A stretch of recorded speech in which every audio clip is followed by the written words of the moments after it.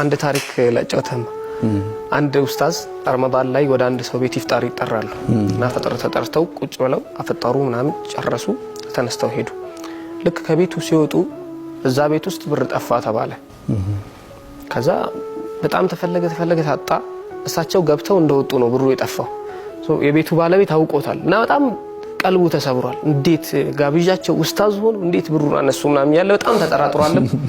ደብሮታል ከዛ አመቱ መጣ የረመዳን ከዛ ድጋሚ እዛ ቤት አፍጥር ተጠሩ የመጡ ከዛ በጨዋታ መሃል እያፈጠሩ ምናምን የቤቱ ባለቤት ጥያቄ አነሳ የዛሬ አመት እርሶ ከወጡ በኋላ የሆነ ብር ጠፋ እና ድንገት ምናልባት እንደው አይተው ይሆን ያንን ብር ምናምን አለ ብሎ ጠየቃቸው ከዛ ኡስታዝየው ተነሱና ከሆነ መደርደሪያ መሐከል የሆነ ቁርአን ስባወጡት ከዛ ቁርአኑን ሲከፍቱት ብሩ እዛ ውስጥ አለ ከዛ አስቀምጠው ነገራቸው ብሩን እኔ ነኝ ያነሳሁት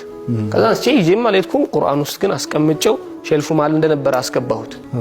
እኔ በዛ ሰዓት ለማየት የፈለኩት የእናንተን ቁርአን የመቅራትና ለመቅራት በየቀኑ ምን ያህል ከቁርአን ጋር የሚኖራችሁን ኮኔክሽን ለማየት ነበር ያንን ያደረኩት ቁርአኑን ሳትከፍቱት አመቱ መጣ ቁርአን የምትቀሩ ሰዎች ብትሆኑ ኖሮ ስትቀሩት በመሃል ታገኙት ነበር ብለው ጠየቁትና ምን ያህል ከቁርአን እንደራቀን እቺ ታሪክ ለብዙዎቻችን ምሳሌ ነች ብዬ አስባለሁ